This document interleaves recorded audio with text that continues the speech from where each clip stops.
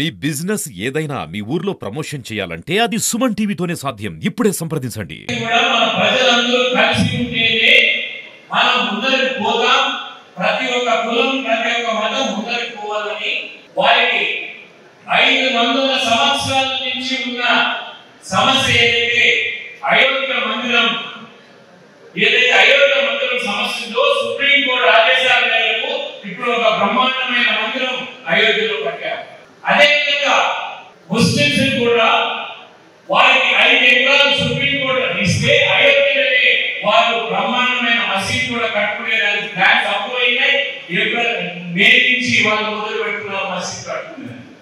ఇద్దరికి న్యాయం జరిగింది, ఇద్దరికి ఉండే విధంగా ముందరు రావడం జరుగుతాం. ఇది శాశ్వతంగా పరిష్కారం చేయలేని అంశాలు. ఉమెన్స్ రిజర్వేషన్ బిల్ ఇక్కడ మహిళలు ఎవరు లేరు, ఉన్నారు.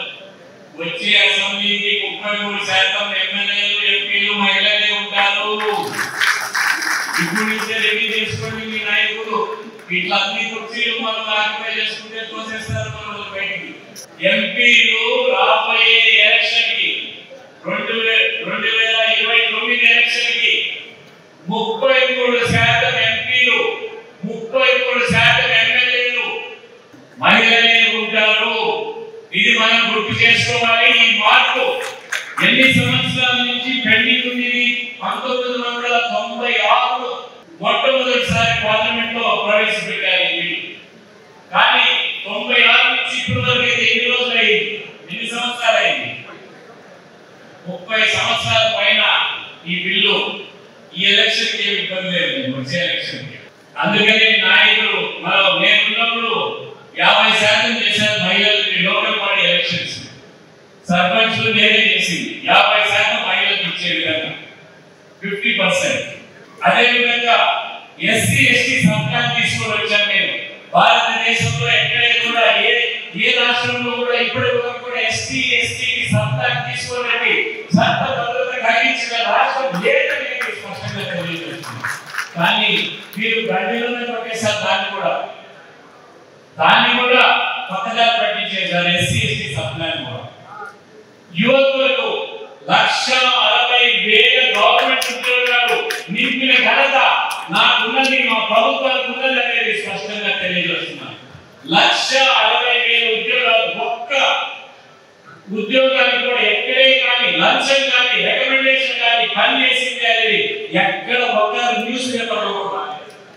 ఇదే కాక రాజీవ్ యువకులు స్కిల్ డెవలప్మెంట్ ద్వారా 6 లక్షల మందికి పైన ఉద్యోగాలు యువకులకు కలిగడం జరిగింది. ఈ ప్రాంతం మంచి ప్రాంతము, ఇండస్ట్రియల్ ఏరియాస్ కి అనుగుణమైన ప్రాంతము, స్పెషల్ గా ఫుడ్ ప్రాసెసింగ్ అనుగుణమైన ప్రాంతము. ఖచ్చితంగా ఈ ప్రాంతంలో ఏదో ఒకటి చేసి నేను ఖచ్చితంగా పనిచేస్తానని మరో మార్పు మీకు హామీ.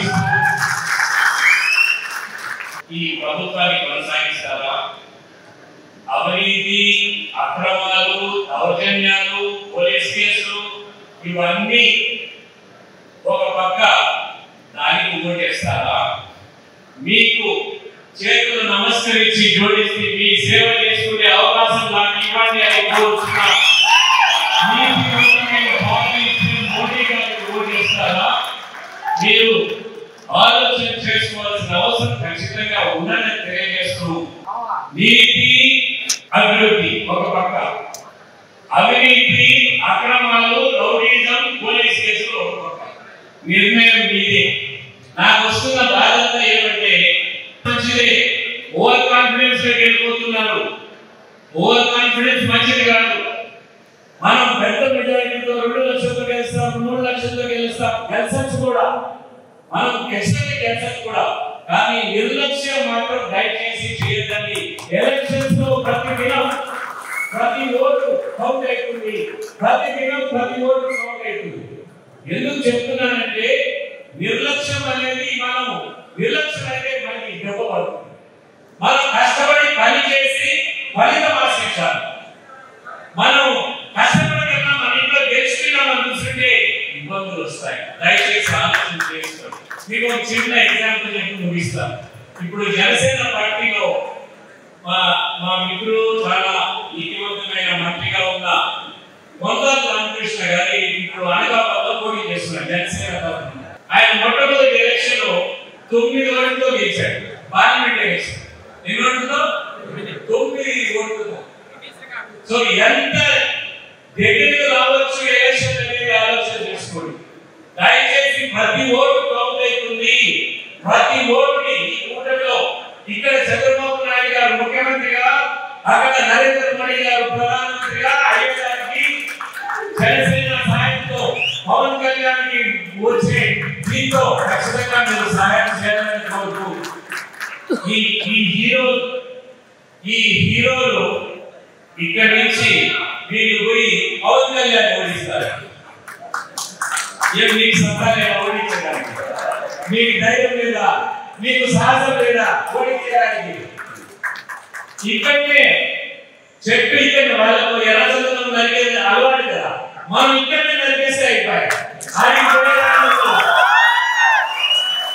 మరొకరు మిత్రుడు, యువకుడు, విద్యావంతుడు, మీకు సేవ చేసే భాగ్యం మా ఇద్దరికి కలిగాలని నేను కోరుకుంటూ